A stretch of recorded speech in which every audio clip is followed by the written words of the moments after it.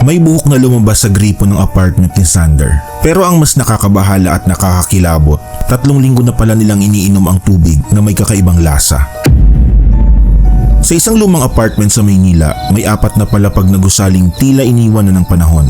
Kupas ang pintura, tahimik ang paligid at halos walang dumaraan. Rosal Apartment, ito ang pangalan ng gusali.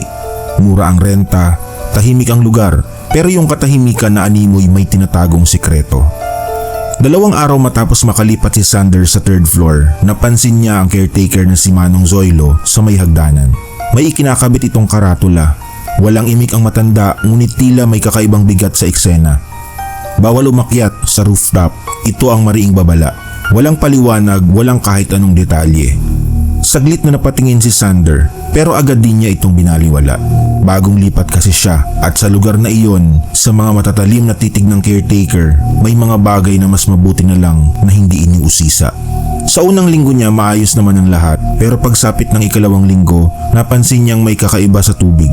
Tuwing madaling araw, bumabagal ang agos mula sa gripo at minsan parang may maliliit na hibla ng buhok na sumasama sa tubig.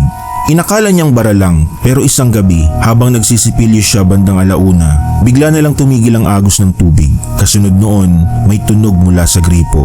Tunog na animoy isang taong kinakapos ng hininga. Mahina, ngunit sapat upang magdulot ng kakaibang kilabot. At pagkatapos may boses siyang narinig na halos pabulong.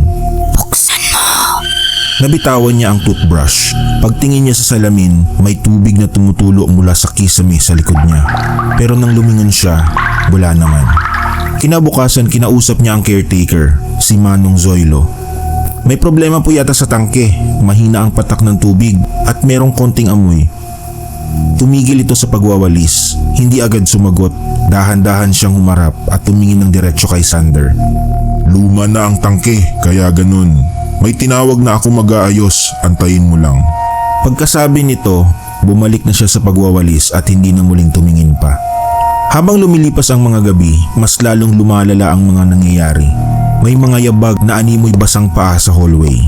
May kumakatok sa pinto tuwing 1:00 ng madaling araw. 3 beses.